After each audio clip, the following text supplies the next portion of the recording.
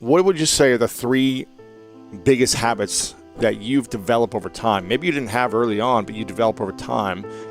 Well, I've learned a lot from the CEOs I've invested in over the years. And there was a woman a few years ago, it's more, probably 10 years ago now, and she said to me something really interesting. I asked her why she was so successful, because she was.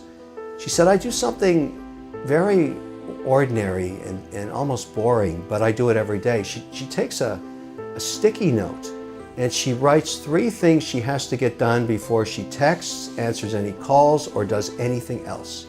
Just 3 things. And she sticks it on the mirror where she puts her makeup on. And she really, it doesn't have to be business things. It can be whatever it is that are deemed to be important to get done the next day. Maybe it's something that's a holdover from the day before, because I've been doing this now for years, and it's really effective. This isn't tech. You're not putting it in your phone. It's not a software program. It's a piece of paper and you have it, right when you're going to bed, brushing your teeth, whatever, you write those 3 things down, you stick it on the mirror. I do it every night. And then I am myopically focused to get those 3 things done. I don't do anything else. Before you text, before you check your email. Before I do anything else, I nail those 3 things. You cannot believe how productive you get when that happens, because you don't let the distractions of all the other crap that's happening around you. I just don't do it until I get the 3 things done. And it's incredibly powerful. I tell people to try it. Most people who try it get stuck on it and they stick with it. It's really, because in life there's so much noise coming at you, and every year more noise and all kinds of different distractions. And you always say to yourself, well, I can multitask. But you deemed that thing to be very important and you ignored it. Now it's 3 in the afternoon, you're exhausted, or you're busy with other stuff and you say, oh shit, I didn't get that done. And it's, whatever the effects, the domino effects are, they're gonna hurt you. And that's why I tell people, try it out. It's a really great tool. When I was, I wanted to be a photographer or a musician, a rock star. When I was, when I got out of high school, and my stepdad said to me, you're not good enough at either of those. If I were you, I would go get any kind of a degree and focus on business, which is what I did. I didn't know what I wanted to do, but I learned some stuff. And I ended up going into postgraduate. I went and got an MBA, which was, at that time, was a 2-year program, which, we can talk about the merits of that or not, because I've come to realize what it was worth and what it wasn't worth. But anyways, I remember on the last week, the graduating class, and in those, it's sort of like an amphitheater with about 100 people in it, and you've been there for 2 years, you got your little nameplate in front, and they bring in guest lecturers to talk to you before you jump into the real world. And this guy comes in, and he says, I'll never forget it. He walks up, the professor hands him the floor, and he just goes in the middle and just looks up at everybody. And for maybe it felt like forever, but it was really maybe 60 seconds. Didn't say a word. And the whole room, you could have heard a pin drop. I'll never forget it. And then he says, you guys think you're so hot. You think that you've come here and you've got an MBA and you're gonna go out in the world and you're gonna rock and you're gonna be incredibly successful. I've got news for you. For 2/3 of you, the world is gonna chew you up and spit you out. You have no idea what's going to happen to you. You are so irrelevant. You have proven nothing. You've done nothing. You think an MBA means something? It's worthless. Well, guess what? He was right. He was 100% right. And the reason he pointed that out was the idea that your experiences make you who you are over time, as an entrepreneur, as a parent, as a person, as whatever you are, as a brand, whatever you are. It's your experiences and how you deal with them that gives you that equity over time. And for many people, they can't make it. It doesn't work out for them. They don't have what it takes to take on the abuse that the world's going to throw at you.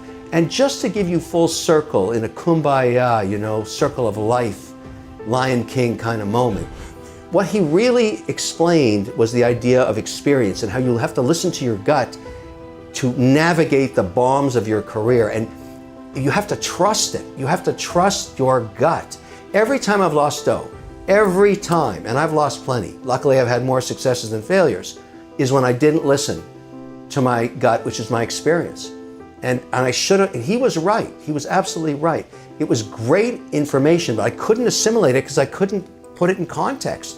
Now I understand it. So number 2 is you need to build that experience and all the way through listen to your gut. Even when you're young, your gut will tell you. You'll know when it's right and wrong. And don't go against your intuition.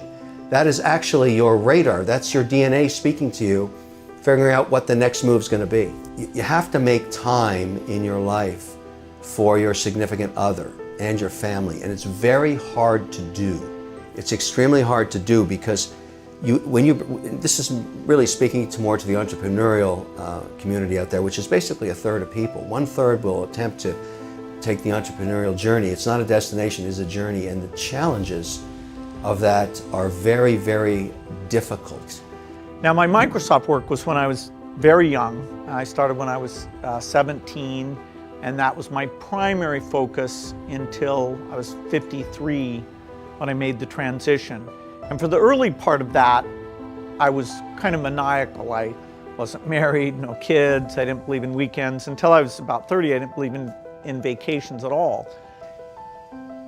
My point is, one of the biggest decisions you're going to make in your life between success and failure as a person is finding that right partner.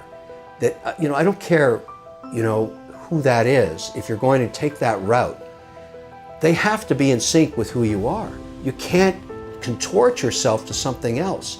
And I think that a lot of people in their 20s really should think this through, because now I told you I'm in the wedding industry. I've got a lot of companies, and I've learned a lot about marriages. The reason marriages fail is not because of infidelity. Any marriage can survive that. I talked about it earlier. But why they fail, why the union breaks up 50% of the time within 5 years, is financial stress. One outspends the other. They're not in sync together. They don't share each other's goals. That's the hardest time in your life. In your 20s, maybe you start a family, whatever you're going to do. The point is, picking that partner is the third thing you either do right or you do wrong. Divorce is incredibly stressful. Many people try it 3-4 times. They're not in sync with their partner. I'm just, this is kind of like a little Dr. Phil-ish in some ways, but I'm telling you, with the CEOs I work with and all the investors I work with, I see stress in people when their relationships are falling apart. And it's devastating. So there's a story, those are the 3 things I care about in giving guidance. And I think everybody knows what I'm talking about and should think about these. The danger of money in a family is entitlement. If you entitle somebody and you de-risk their future, you have actually cursed them. You've cursed them. You have almost guaranteed that they will fail, that they will never launch. I experienced this myself when I was graduating from college, undergrad, and my mother came to that. Again, she was a big influence in my life from events like this, and she said to me, "Great news is I'm coming to the graduation, but I want you to know the dead bird under the nest never learned how to fly." And I said, "Mom, what the hell does that mean?" She said, "There's no more checks. I've paid from birth to last day of college. That's my deal, and you get nothing else from me." And I went, wow, I don't have a job. I can't even pay my rent. And she said, "You're going to have to work it out. I mean, look, I've done my job, and now you're going to have to learn how to fly." And I had a tough couple of years. But what she was really saying was she hated entitlement. And she didn't want to entitle me, and I had to go figure it out. It was very tough. And years later, I always look at these things that these moments you learn something, and then you apply them later because they've steeped, they've aged in your head. They've actually come. It's like a wine. It's aged to a perfect flavor, and now you have to use it because it's been something you experienced. Yeah. And the one thing that I think we failed as a society on, because you're getting into an area that I spend a lot of time on here, is financial literacy. We have failed an entire generation. There's 100 million people in America that have, and some of them are in their 60s, that have nothing set aside for their retirement. They never were taught how to invest. There's a big difference between saving and investing. A savings account gives you nothing now. Interest rates are basically zero. The markets give you 6 to 8% a year, but you got to learn how to harness them. Nobody teaches those kids anything.